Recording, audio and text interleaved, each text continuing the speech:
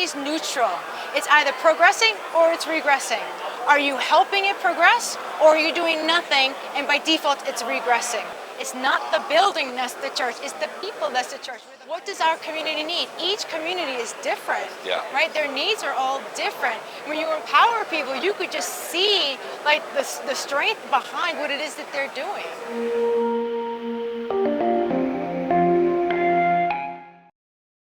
Julianna Ormond, I'm so happy and honored to have you here today. You're familiar to some of our audience and new to others, so I would love to look forward to the introduction and get our audience to know you a little bit better. But we'd like to start with, tell us about your story. How is it that you ended up where you are today? And then we'll talk about where you are today and what your mission and your voice is all about. So tell us how you ended up here. Okay. So I'm originally from New York, went to school at John Jay College of Criminal Justice, so my degree is in forensic psychology, and I'm a daughter of the Most High King, so he had me on a journey to be able to learn about what's going on in our society. So about 10, 11 years ago, my husband and I opened a market research firm and developed some technology for that market research. And as we were working with our clients, we got nervous. We were finding things like transhumanism, one world religion, the war on women, what they're trying to do with the children. And we were like, we need to warn our brothers and sisters about what's going on. So we decided to do 2 different publications where we talk about these hot topics. Well, as we were talking about these topics, we started to realize that the pastors needed to talk about them. The pastors didn't know how to talk about them. So we started undergirding the pastors, saying, you know, what can we do to be able to support you? And what we realized was that there were great pastors and there were great tools, but the pastors didn't know how to find the tools. The pastors didn't know how to use the tools. They didn't know how to empower their congregation to get outside the 4 walls, to talk to the community. So we wrote an entire workbook so that we can come into the church and say, okay, church, let's get you active outside in the community. Because if you're not known for something as a church, what are you doing? Right? You can't just be open on Sunday and on Tuesday evening. You need to be the church inside the community.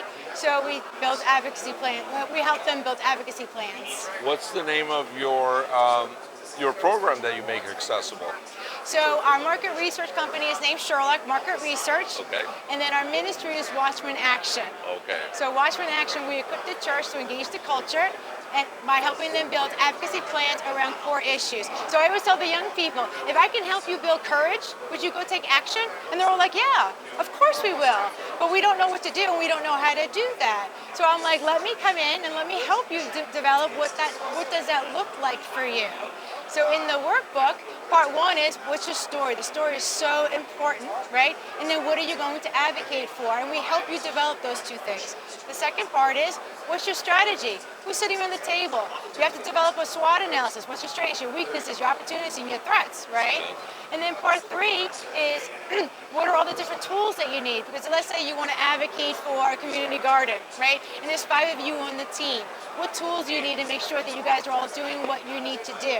So when you go through the workshop with us, your computer is open, you're drawing circles, you're writing things out, you're making phone calls, because when you're done with the workshop, you know exactly what your story is and what you're going to be advocating for. I want the church to engage the culture and make the change that we need to see. So it seems you're a little bit of a structured personality yourself. Well, I was tired of going to all these different meetings and eating the rubber chicken dinner, complaining about what was going on, and then having no action plan. Well, if we're going to engage the culture, how do we do that? What does that look like? You had me at SWOT analysis, I must admit. So that's wonderful, and you are right. I think sometimes churches, and correct me if I'm wrong, because you visit many churches and you go around the country, and so you see every church has its personality. But I've been to so many churches that it's just about the meeting and the fellowship, and as you said, once the church doors close on Sunday, the parking lot's empty and people go about their lives. We're not called to do that, or did I miss something? We are the church. It's not the building that's the church, it's the people that's the church. We're the body of Christ. And we're supposed to come together to do for each other. I always tell people that when Jesus was walking the planet, the government didn't take care of the people took care of the people, but we've been so disempowered. And it's time for us to be re-empowered, because when we're looking at our society today, this is not what Father wanted. We have lost ground. He told us to take territory. We not only didn't take territory, we ceded territory. And now I'm going, church, we're in trouble. What are we going to do about what's going on with our culture? How does the church look before and after you've been there and they've gone all in on your program?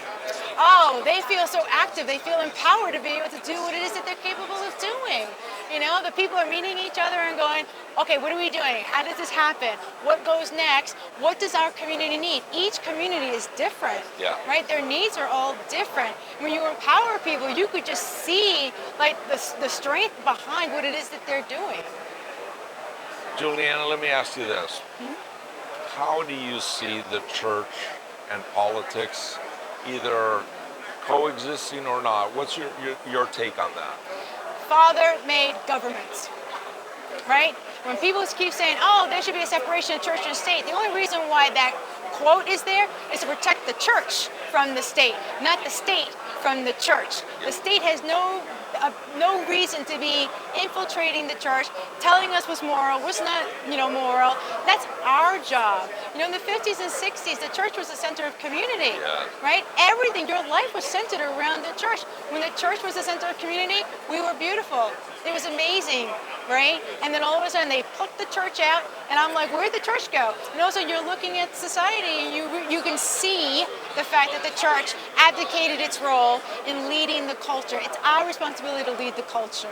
So you and I agree that the church to a degree has abdicated. There's a lot of church, which I call the Laodicean, right? Fit the description.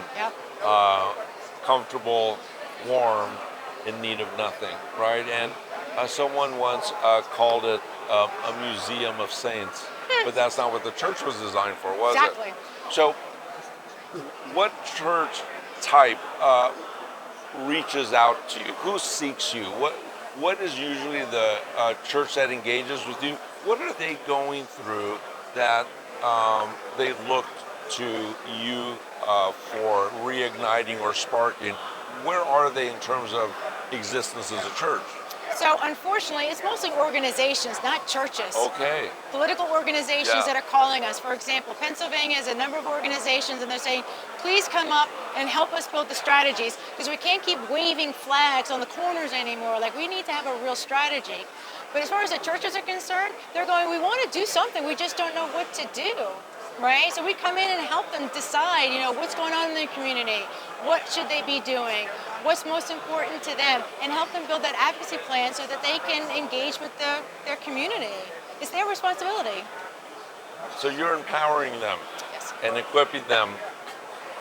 But something interesting, why the word watchman and the name or the title? There's a story behind there, I'm sure. Of course. So Ezekiel 33:6 talks about the watchman. If the sword is coming and they don't warn their brothers and sisters, their iniquity, Father wants their blood for the fact that they didn't say something to their brothers and sisters. So when I'm on stage, I literally say, I'm a watchman, you're a watchman. The minute I tell you something, you are now responsible, right? You don't get to abdicate from hearing what it is that I said to you. If there's an issue and I tell you there's an issue, you now have to engage with that issue and deal with that issue. You can't just walk away and pretend like I don't see what's going on. You see exactly what's going on. I told you what's going on. So I love Watchmen also because it's not a Jewish thing or a Christian thing, or it's a Torah thing. It's a Father thing. Father wants us to protect each other, right? Right now I'm looking at the children. They're not being protected. We're killing them in the womb. That's our fault. Everything that's happening today is the church's fault, period. Hard stop. That's a hard pill to swallow for some, but it's truth, isn't it? It's so true. And Christ said truth is like a sword, a double-edged sword, isn't it? And sometimes we get very complacent as a church, and we forget that church language, especially in the New Testament, is warrior language. Yep. Put on the armor of God. It doesn't say take up the beach towel and the flip-flops, right? We're called to war. And I always say that nothing stays neutral. It's either progressing or it's regressing. Are you helping it progress, or are you doing nothing and by default it's regressing? Julianna, tell our audience how they can find you if they need to look further into your resources or connecting with you or talking to you, how they can reach Watchmen Action and Yep. engage with you. WatchmenAction.org, very simple. Everything that we have, all of our publications, to be able to book us, everything is there, WatchmenAction.org. If you had one statement to make to people as a takeaway, what would that be? Get engaged. Get engaged. Get engaged. Get engaged. Yeah. I love that. Thank you for your ministry. Thank you. For your time. Thank you for sharing your voice so valiantly, strongly, because you saw a gap. There is a need, and you stepped into the breach. And blessings to you and your husband and your ministry. And Julianna, thank you for your time. It was such a pleasure. Thank you so much. Thank you.